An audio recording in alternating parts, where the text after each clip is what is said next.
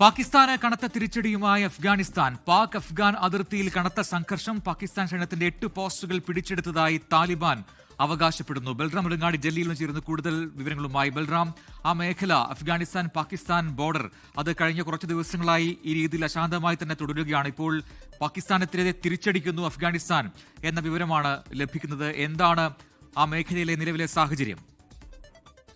പ്രജിൻ, കഴിഞ്ഞ കുറച്ച് ദിവസങ്ങളായി പാകിസ്ഥാൻ അഫ്ഗാനിസ്ഥാൻ അതിർത്തി മേഖല അശാന്തമായി തുടരുകയാണ്.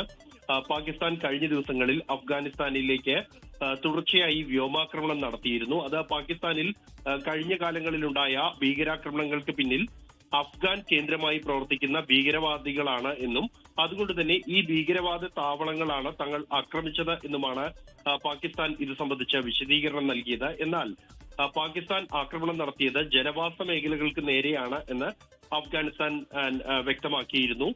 17 പേർ, ഒരു കുടുംബത്തിലെ 17 പേർ ഉൾപ്പെടെ നിരവധി പേർ ഈ ആക്രമണങ്ങളിൽ കൊല്ലപ്പെട്ടതായും അഫ്ഗാനിസ്ഥാൻ അറിയിച്ചിരുന്നു. ഇതിന് കനത്ത തിരിച്ചടി നൽകാനുള്ള തീരുമാനത്തിലാണ് അഫ്ഗാനിസ്ഥാൻ ഇന്ന് വൈകിട്ട് പാകിസ്ഥാൻ അതിർത്തി മേഖലയിലേക്ക് പ്രത്യാക്രമണം ആരംഭിച്ചിരിക്കുന്നത്.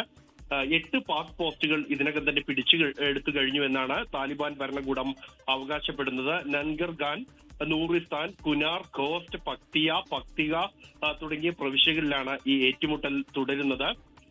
സാങ്കല്പിക ഡൂറൻ രേഖ ഈ അഫ്ഗാൻ പാക് അതിർത്തി മേഖലയിൽ ഇപ്പോഴും അതീവ സംഘർഷം തുടരുകയാണ്.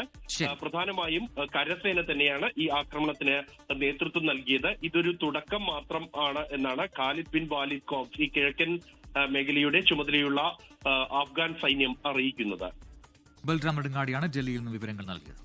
ലോകത്തെവിടെയായാലും ഏത് സമയത്തും 24 വാർത്തകളും ഓഗ്മെന്റഡ് റിയാലിറ്റി പാക്കേജുകളും എക്സ്പ്ലെയിനറുകളും വിശദമായി കാണാൻ ഞങ്ങളുടെ യൂട്യൂബ് ചാനൽ നിങ്ങൾക്ക് സബ്സ്ക്രൈബ് ചെയ്യാം.